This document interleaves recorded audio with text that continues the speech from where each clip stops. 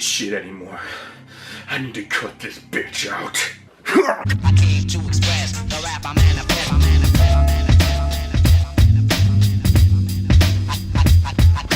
came to express the rap I manifest. Yo, what's up everybody? Welcome to episode 44 here on my random horror review series. I am your host Mood616 and thank you once again for stopping in, guys. Yeah, episode 44 is here and I've got another one here from Midnight releasing for y'all. Again, I always say this, but man, they are really putting out some really cool films, so definitely check out Midnight releasing. And this one right here, I believe, was originally filmed in 2014, and this is its first media release, I believe. Brand new, 2016, and it is a film called Cut Her Out. Now, yeah, I kind of like that cover art. I mean, it's okay. It's not bad. It's not bad. Now, this is an interesting flick right here. You don't see this very often. Now, this movie right here is written, directed, and also stars Tiffany Heath. That's quite the feat right there, you know, for such a small cast and to do basically everything on this one. Very kind of cool stuff. And I believe this is her only feature film that she's directed too. So, but yeah, getting into the synopsis of this one. Basically, it centers around Tiffany Heath's character, who is named Darcy Baker. Now, Darcy Baker suffers from like really traumatic nightmares, and she also suffers from like an obsessive sleepwalking disorder, stemming from her childhood, where she endured a lot of like physical and mental abuse from her mother that we learned very early in the film. And so now she's basically trying to, get over this. Like, she can't get past all this abuse that she's endured in her life. And now she's seeing a doctor by the name of Ryan. He's a therapist, and he's really trying to work with Darcy, trying to figure out her issues and stuff like that. Once they learned that Darcy's childhood home has been abandoned, Ryan gets this bright idea that he wants to basically kind of take it out of his office, and he wants to try a different type of therapy with her, and he wants to take her to the source of her demons, which is, the abandoned house that she grew up in. So he kind of like legally, abducts her a little bit. She does, allow this to happen. But anyways, they go out to this abandoned house where she grew up in. And when they get there, they find this little boy named Sam. He's like, it almost seems like he's squatting in this house. And of course, at first he kind of thinks, well, maybe it's her brother or something like that. So he doesn't call the cops, which in reality he really can't anyways, because he's kind of legally abducted her against, not against her will, but he's really not supposed to be doing these type of acts as a doctor and stuff. He does inform his colleague about this. He's not very happy what's going on.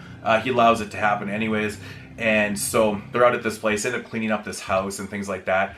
The thing is with Darcy and this little boy, they both have like extreme, like almost self-mutilation marks all over their bodies and stuff like that. So, he takes it upon himself to try and treat not only Darcy, but the little boy also.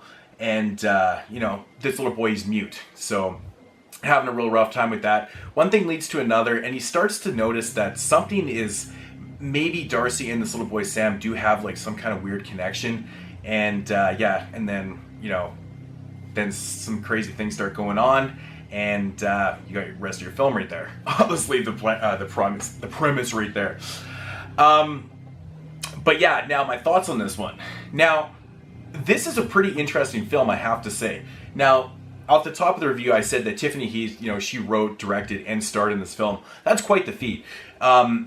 Because this movie only has 3 characters, which is Sam, Ryan, and Darcy's character. So there's a lot going on in this one because, writing, directing, and starring in a film, wow, I give her all the props in the world for actually accomplishing what she did in this film. Very, very well done. We'll start with the look of the film. Now, I'm not 100% sure if this movie was shot digitally or if it was shot on film, because I couldn't find any specs or anything on it.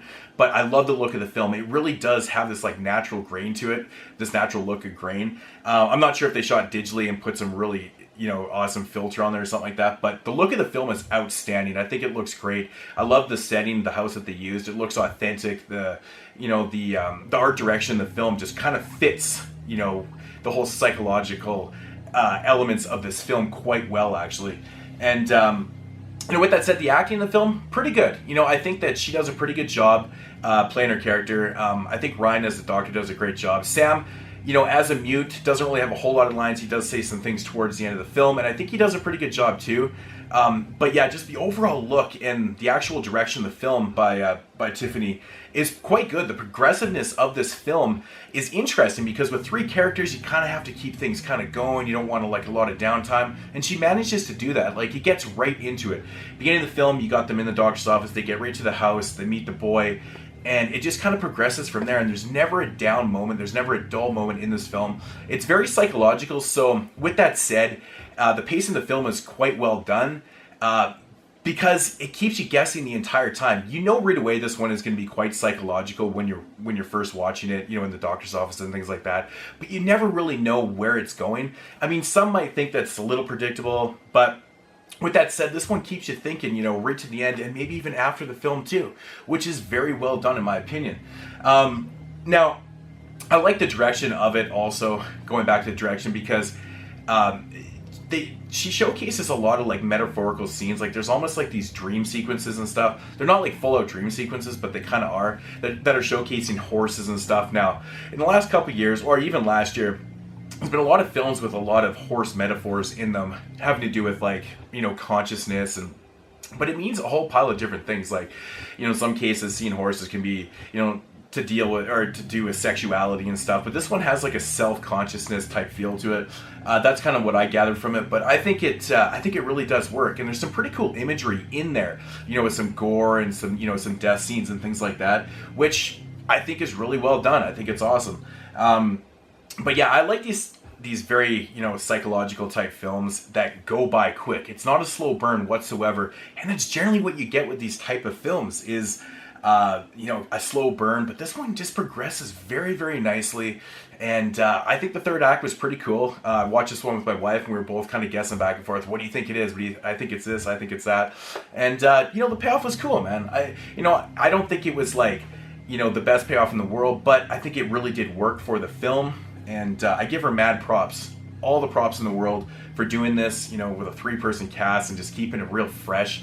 But yeah, one thing, I do have a couple gripes. I think, like I said, the ending, I don't think it was most top-notch ending in the world. And also, I really enjoyed the music in the film, but at times I felt like it didn't actually fit in the film. It was really strange. You can kind of hear the soundtrack or this theme song in the background right now. There's a scene in the film where this plays, and I felt like it was just kind of out of place. It was not like a montage scene, but it was just the way the music comes in. I was just I don't know, man, if that really fit properly. It's just a minor little gripe, but, like I said, I love the music, but I just felt like it didn't fit properly. But not really a lot of problems with this film. I think it was very well executed. I think it was exciting. It was, psychologically, it had me thinking throughout the whole thing, and that's what these films are supposed to do. I'm willing to guess that, this has something to do with maybe her real life or something, writing and directing and also starring a film like this. I'm willing to guess that this is probably related to somebody that she knows, or even maybe not herself or whatever, but so it's probably a very personal film, and you can see that on the screen. You can pretty much see that on the screen, which is really cool too. So, but yeah, all the props in the world. Like I said, the look of the film, fantastic. If I had to rate this film, I am going to give it a solid 7.5 out of 10. Very, very well done. Again, another great release by Midnight Releasing. Definitely check this one out, along with all the other ones that I've, basically recommended in the last year from Midnight. So, but I don't want to say anything else about it. You gotta check this one out for yourself. Cut Her Out, very, very cool. There is a couple unnerving scenes here with self-mutilation in the film, and I never have a problem in films when people are cutting other people's limbs off and stuff, but when they're doing it to themselves, I'm just like, oh man, I don't know, it's kind of nasty, but the effects did look pretty good. So also, but yeah, Cut Her Out. Feel like I'm just rambling along. Felt like this review's gone on pretty long time. So anyways, guys, that's going to do it for this review, episode 44. I will be back in episode 45. I have no idea what I'm going to do, so I'll check you guys then. Peace out, homies. You looking at my mustache? You better watch where you're looking, motherfucker. Bang!